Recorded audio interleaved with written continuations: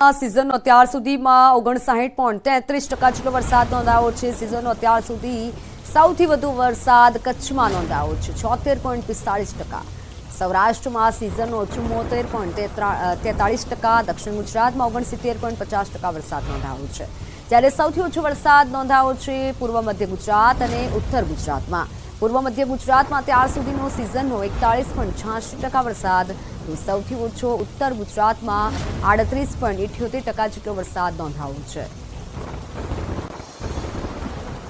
તો બાર ચાર્ટના માધ્યમથી સમજીએ કે ક્યાં કેટલો વરસાદ નોંધાયો છે। सीजनનો અત્યાર સુધીનો વરસાદ જોઈએ તો આ તરફ 76.45% સૌથી વધુ વરસાદ નોંધાયો છે અને બીજી તરફ 74.43% જેટલો વરસાદ નોંધાયો છે। 69.50% અત્યાર સુધીનો જે વરસાદ નોંધાયો છે તેના ઉપર એક નજર। 41.86% જેટલો વરસાદ અને 38.78% જેટલો વરસાદ નોંધાયો છે। અને આ તરફ ગુજરાતના 3 જિલ્લાની વાત કરવામાં આવે તો અત્યાર સુધીમાં 100%થી વધુ વરસાદ નોંધાયો છે। દ્વારકા, પોરબંદર, જૂનાગઢમાં सीजनનો અત્યાર સુધીનો 100%થી વધુ વરસાદ નોંધાઈ ચૂક્યો છે। 4 જિલ્લામાં 76થી 100% જેટલો વરસાદ નોંધાયો છે। 10 જિલ્લામાં અત્યાર સુધીનો 51થી 75% સુધીનો વરસાદ નોંધાયો છે।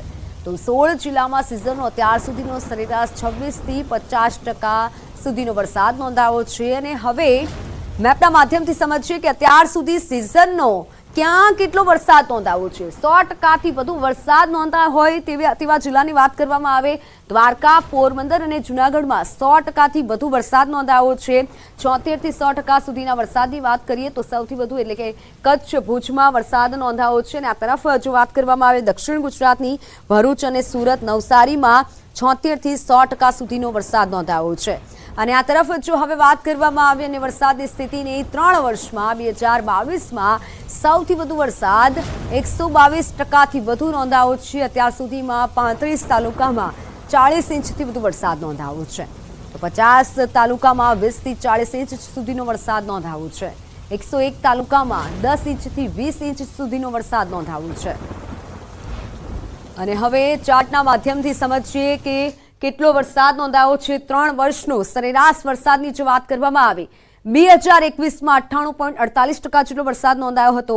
2022માં 122% જેટલો વરસાદ નોંધાયો હતો। 2023માં ગયા વર્ષે 108.7% જેટલો વરસાદ નોંધાયો હતો અને અત્યારે 2024નો અત્યાર સુધીનો 59.33% સુધીનો વરસાદ નોંધાયો છે। 2024 અત્યાર સુધીમાં 59.33% જેટલો સરેરાશ જે વરસાદ છે તેની સ્થિતિ છે અને તેટલો વરસાદ નોંધાયો છે। પૂરના ગઢ નજીક એક બસ ફસાઈ હોય તેવું સામે આવ્યું છે। રોડ પર ગાબડું પડતા બસ ફસાઈ। તળાવની પાઇપલાઇન નાખી હોવાથી ગાબડું પડ્યું। એસટી બસ ફસાતા મુસાફરો અટવાયા। સુરા શામળ ગામે અસામાજિક તત્વો બેફામ બન્યા છે। ખેતરમાં પરવરના વેલા ચઢવાનો મંડપના તાર તોડ્યા। ઇરાદાપૂર્વક ખેડૂતને નુકસાન પહોંચાડવાનો પ્રયાસ કર્યો। વેલા ચઢવાના તાર કાપી નાખતા પાકને નુકસાન થયું। 2 લાખના ખર્ચે તૈયાર કરી હતી પરવરની ખેતી। શિનોર પોલીસે સમગ્ર મામલે તપાસ શરૂ કરી છે। તો હાલ તો પોલીસે તપાસ હાથ ધરી છે। વેલા ચઢવાના તાર કાપી નાખતા પાકને નુકસાન પહોંચ્યું છે। લગભગ 2 લાખના ખર્ચે પરવરની ખેતી કરી હતી। હાલ તો પોલીસે તપાસ હાથ ધરી છે। ખેતરમાં પરવરના વેલા ચઢવાનો મંડપ તોડી નાખ્યો। દ્વારકામાં ધોધમાર વરસાદ પડ્યો। ભગવાન દ્વારકાધીશના જગત મંદિરમાં ચાલુ વરસાદે ધ્વજારોહણ કરવામાં આવ્યું। સાહસિક અબોટી બ્રાહ્મણોએ જગત મંદિર શિખર પર ચાલુ વરસાદે ધ્વજારોહણ કર્યું।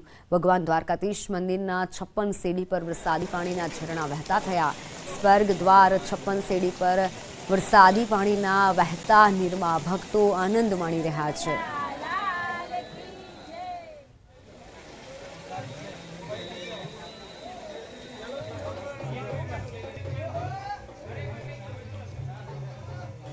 જાણ ગામની નદીમાં ગાડી ફસાઈ। નદીના તસબસતા પ્રવાહમાં ગાડી ફસાઈ। ધોધમાર વરસાદથી નદીમાં પૂર આવ્યું। વહેલી સવારથી કચ્છમાં અત્યારે ધોધમાર વરસાદ થઈ રહ્યો છે।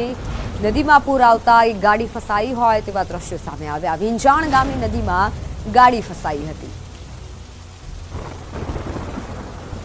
ધોધમાર વરસાદથી નદીમાં પૂર આવ્યું છે। કચ્છમાં પણ અત્યારે ધોધમાર વરસાદ થઈ રહ્યો છે। સવારથી થઈ રહેલા વરસાદના કારણે એક ગાડી ફસાઈ હતી। ફોનલાઈન પર સંવાદદાતા મેહુલ જોડાઈ ચૂક્યા છે। મેહુલ, કચ્છમાં કેવો માહોલ છે, કેટલો વરસાદ નોંધાયો છે?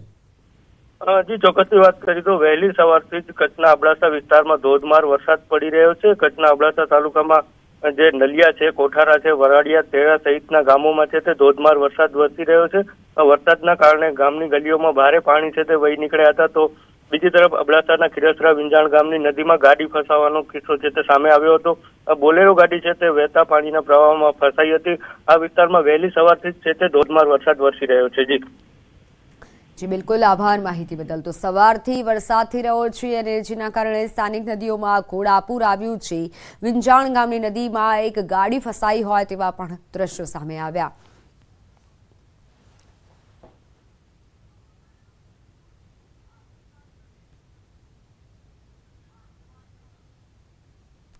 કચ્છના અબડાસામાં ધોધમાર વરસાદ, મલિયા, કોઠારા, વરાડિયા, તેરામાં વરસાદ, ગ્રામ્ય વિસ્તારોમાં વરસાદી પાણી વહ્યા, અનેક વિસ્તારોમાં વરસાદી પાણી ભરાયા।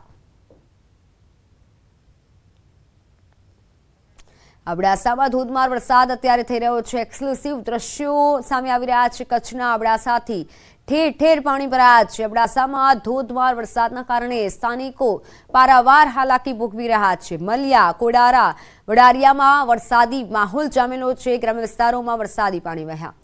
કાંઠામાં અનેક વિસ્તારોમાં વરસાદી પાણી ભરાયા છે। ઈડરના જાદર ગામનો રસ્તો પાણીમાં ગરકાવ થયો છે। અંડરબ્રિજનું કામ ચાલતું હોવાથી ડાયવર્ઝન અપાયું હતું। ડાયવર્ઝનનો રસ્તો પાણીમાં ગરકાવ થયો। જાદર ગામના સ્થાનિકોને પારાવાર મુશ્કેલી થઈ રહી છે। કમરસમાં પાણી ભરાતા વાહન ચાલકો અટવાયા હતા। બાદ કપિલા નદીના ડરામણા દ્રશ્યો સામે આવ્યા। સાંતલપુરના ડુંગરાળ વિસ્તારમાં ધોધમાર વરસાદ બાદ નદી નાળા જીવંત બન્યા। આલુવાસ ગામે કપિલા નદી તરીકે ઓળખાતા વહેણમાં નવા નીર આવ્યા। ડુંગર વિસ્તારના પાણીનો મહાદેવ મંદિર નીચે બનાવેલા તળાવમાં સંગ્રહ થાય છે। રવિ સિઝનમાં ગામ લોકો આ પાણી સિંચાઈ માટે ઉપયોગ કરે છે। ડુંગર પરથી આવતો પાણીનો પ્રવાહ ડરાવે તેવા દ્રશ્યો સામે આવ્યા।